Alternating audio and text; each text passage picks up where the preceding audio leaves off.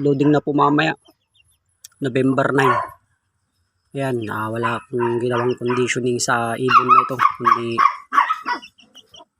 regular lang yung kinakain na. Ngayon lang ako magbabago. Yan, bumili lang ako ng 1/4 ay hindi, kalahating kilo ng kalapatids. Ayan lang, ito lang ang baon ng ibon ko.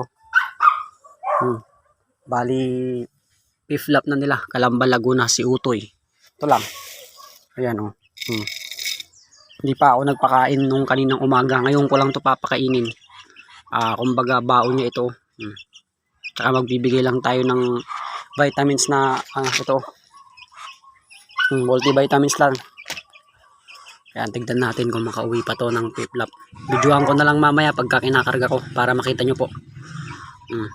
Yan lang ang baon ng ibon na to. Syempre meron pa akong isang bibigay sa kanya na vitamins. Pang sekreto na lang natin yun. Tignan natin kung makauwi pa to. Yun, thank you. Kalapatids yung papakain ko. Yan lang. Saka ito. Wala na. Hindi na kung gaano ako karami magbigay. Kasi hindi ako nagpakain kanina. Ang inaaral ko dito is yung pagpapakain ng 40% carbo tsaka 60% protein.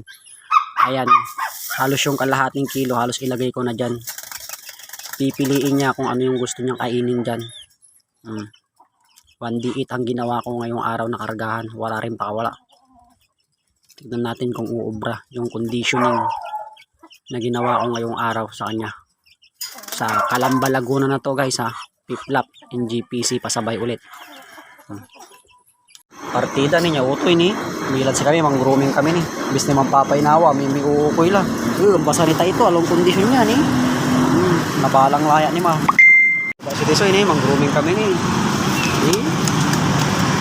Partida maong, manlaslap la.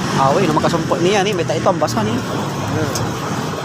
Uukoy, yun si kami, na kami ni Santa Barbara. Tulayan, Utoy. Palaran sa amo tong talaga ayala si away na makasampet kada bibidyoan ko la baka last video to laya nga po ni conditioning tutan natan lawat 1D conditioning tip-flap baon nila to away ka la bahala na ani videoan tanani no may kakarga nila grooming kami ni pasubo yan kalapati nya suprema kaya dapat mampapainawala nalikas la November 9, 6:50 na. Ginabi na tayo, hindi tayo nakapagkarga sa Bulag. Kaya dito ngayon tayo sa 7-Eleven sa Alay. Hintayin na natin sila SDG dito. Kaya pakita natin yung ibon. Boss. Calamba Laguna na. Kawawa naman tong ibon. Sumama pa sa grooming. Dapat sana kanina pa to nakapahinga bago ikarga. Sumama pa sa grooming. Stress na rin to. Dagdag stress sa kanya. Pero dito natin makikita kung kakana yung conditioning na ginawa ko sa kanya. Yung 1D conditioning mga boss. Ayan basa pa ang tae niya Tignan natin. Salay na to. Pero hindi ko na mabibidyoan mamaya. Pagka natin. Basta wait na lang natin si Sir DG dito. November 9, Calamba Laguna.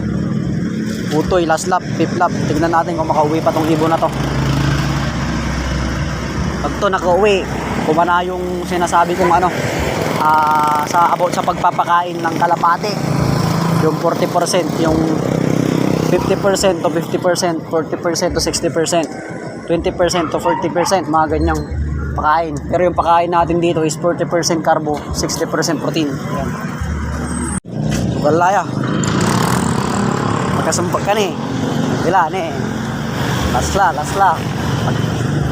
gagata ka la nasla ba ni naman na magkasumpak ka